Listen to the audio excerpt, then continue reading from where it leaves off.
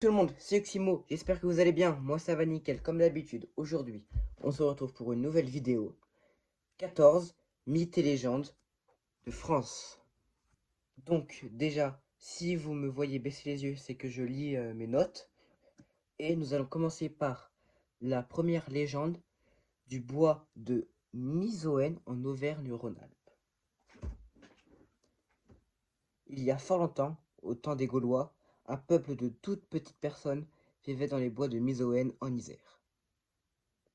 Ils étaient tellement petits qu'ils pouvaient faire une sieste sur une feuille d'arbre ou prendre un bain dans les corolles d'une fleur remplie de pluie. Le petit peuple ne se cachait pas et s'entendait plutôt bien avec ses voisins, les Gaulois. Ils se voyaient même très souvent. Les habitants de bois tissaient de belles couronnes de fleurs ou de paniers en osier et allaient les vendre aux marchands gaulois. Le peuple était gouverné par une reine et un roi fort bons, qui auraient, qui eurent enfin bébé après des années d'attente. Une grande fête se déroula dans les bois.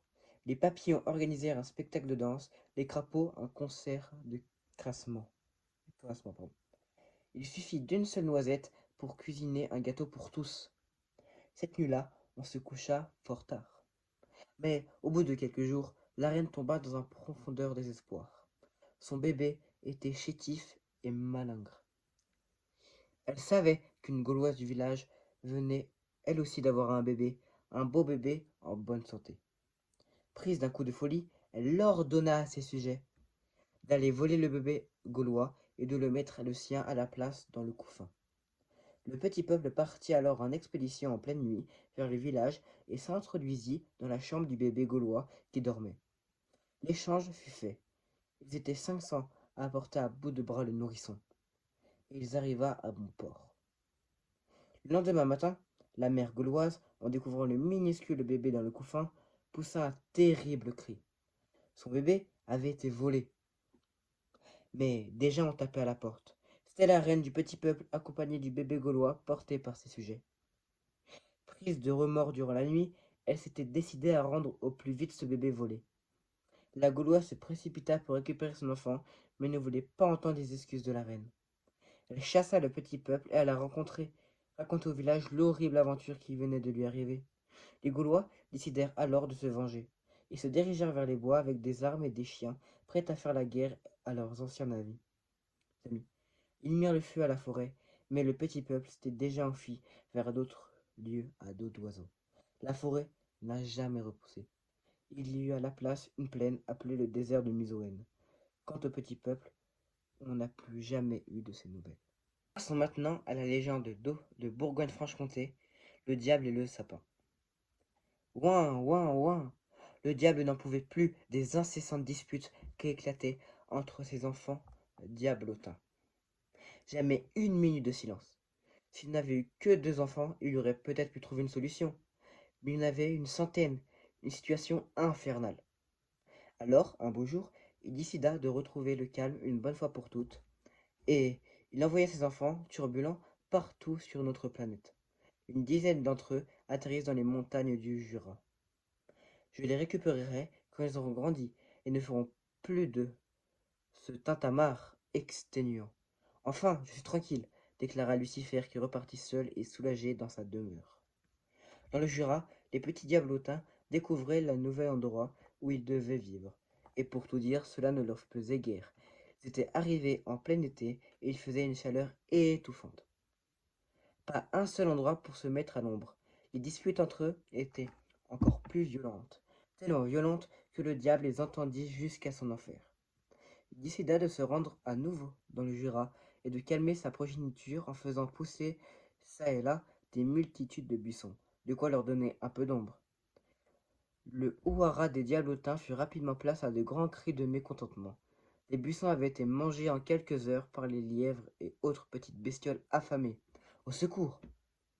Une nouvelle fois, le diable, dérangé, vint à la rescousse de ses enfants. Il créa en une seconde une grande forêt de chênes. Il allait être impossible pour les petits bestiaux de se régaler de ces feuilles haut placées. La fin de l'été se passa bien, le début de l'automne aussi, mais les feuilles se mirent bien évidemment à tomber, ainsi que la pluie qui fait vite place à la neige, et la glagla. les diablotins commencèrent à avoir très froid. Ils appelèrent leur père à la rescousse. Qu'à cela ne tienne, c'est la dernière fois que j'interviens. Le diable réfléchit un instant, puis se concentra et fit apparaître sur les monts des sapins gigantesques.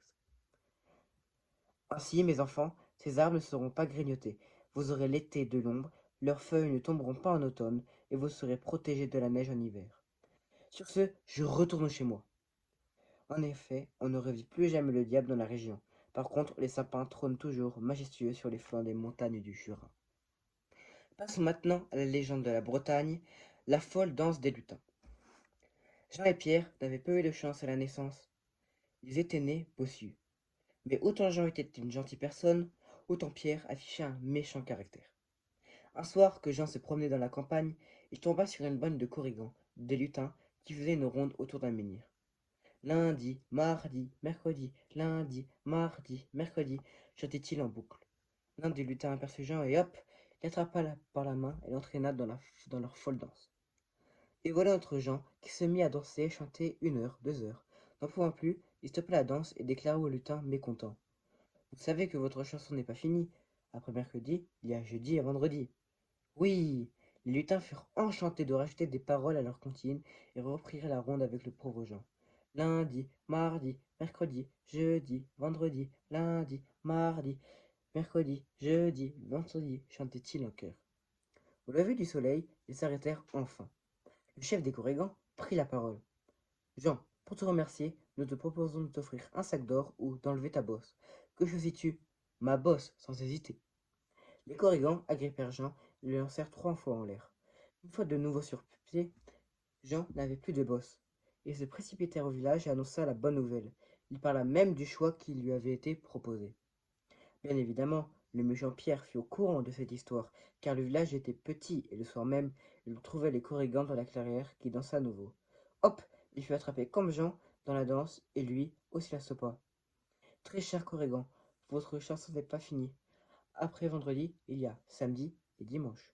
Oui, lundi, mardi, mercredi, jeudi, vendredi, samedi et dimanche. Lundi, mardi, mercredi, jeudi, vendredi, samedi et dimanche. Chantèrent les lutins. Et au petit matin, le chef des corrigans demanda à Pierre ce qu'il souhaitait comme récompense pour ces nouvelles paroles. Eh bien, Pierre, tout simplement ce que Jean a laissé, déclara Pierre, imaginant déjà le sac d'or dans ses poches. Les corrigans l'agrippèrent et le firent sauter 3 fois en l'air. Et, quand il se retrouva sur ses pieds, Pierre était affublé de 2 bosses. Mais, vous m'avez menti! Mais non! Nous t'avons donné ce que Jean nous a laissé. Sa bosse. Pierre repartit en colère vers le village et devint encore plus méchant. Quant à Jean, il devint le plus heureux des jeunes hommes du village. Passons maintenant au centre Val-de-Loire, et là, je vais vous dire plusieurs petites légendes au lieu d'une grande légende comme je vous l'ai fait avant. Donc, nous allons parler de la trace du diable.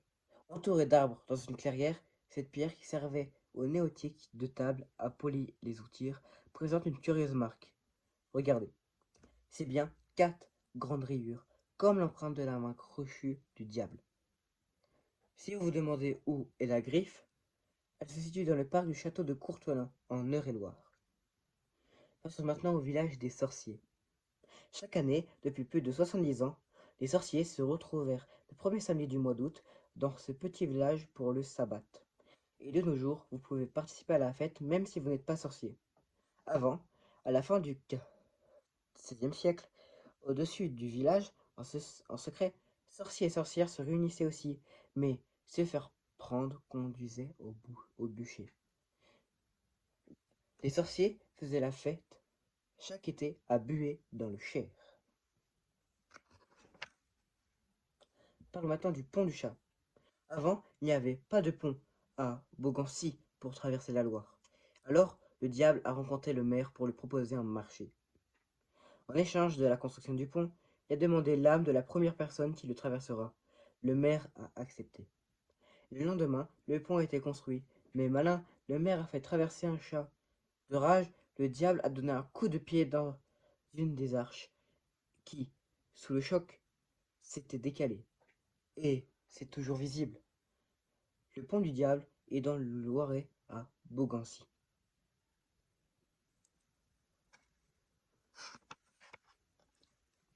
Passons maintenant à la mare au diable.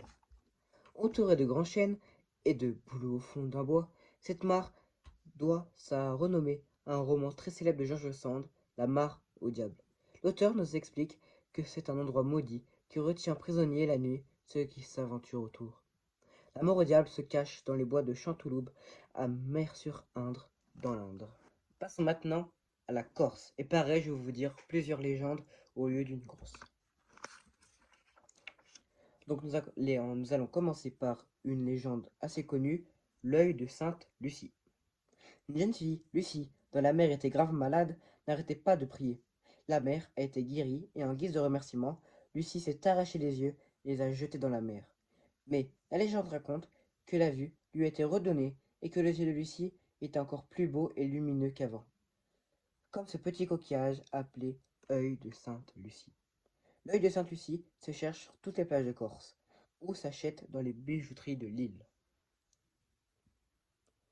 La tour hantée. Voilà une grande maison, en ruine, maintenant, qui a été construite par un membre de la famille de Napoléon III. Mais avant, sur ce terrain, il y avait une tour hantée par un commandant qui avait préféré se donner la mort en faisant sauter un baril de poudre plutôt de se rendre aux pirates barbaresques. La tour hantée se trouve près de la baie de Crovani à Calanzana.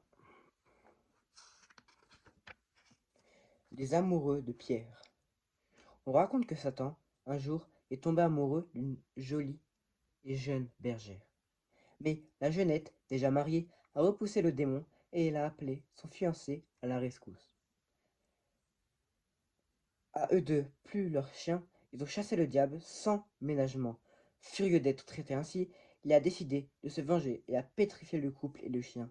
En vous promenant sur ces falaises étranges et fascinantes, vous croiserez ce pauvre couple d'amoureux devenu pierre transpercée d'un cœur. Pour voir de près ce couple pétrifié, allez au calanque de Piana. Ok. Passons maintenant au Grand Est. Alors, le dragon de Mèze.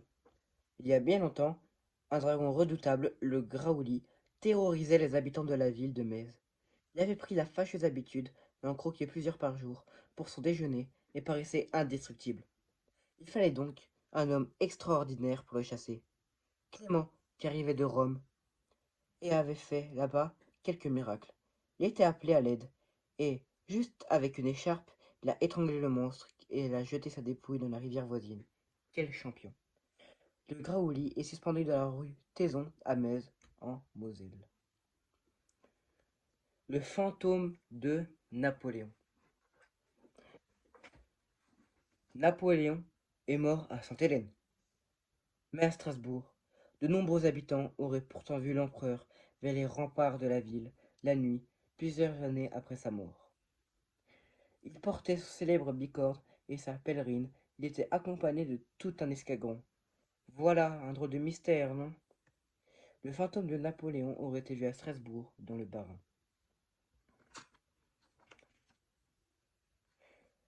La petite bête.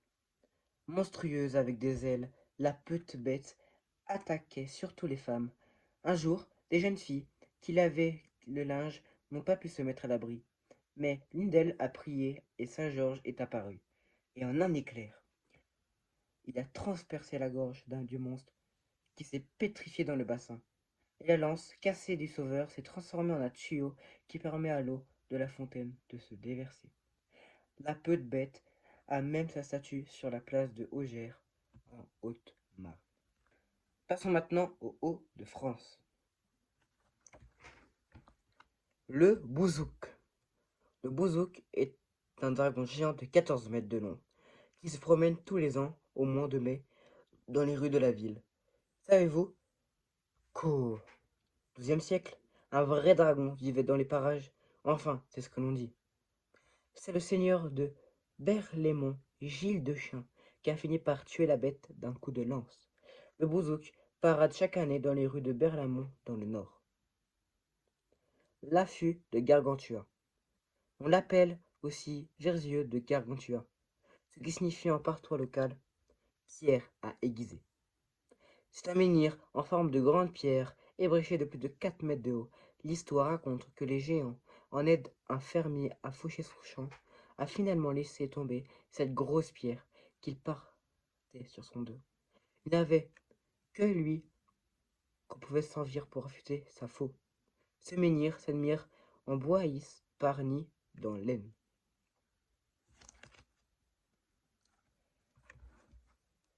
Martin et Martine.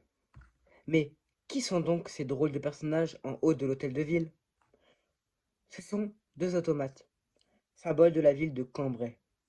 Martin et Martine brandissaient un marteau avec un long manche qui sonne les heures. La légende raconte que Martin, le forgeron qui menait une révolte avec sa femme, a assommé d'un coup de marteau le terrible seigneur de la commune voisine. Martin et Martine sonnent les heures sur l'hôtel de ville de Cambrai dans le Nord. Passons maintenant à l'île de France. Et là, je vais vous faire une grosse légende. L'âne est le fils du magicien. Une petite sieste sous ce chêne me fera le plus grand bien.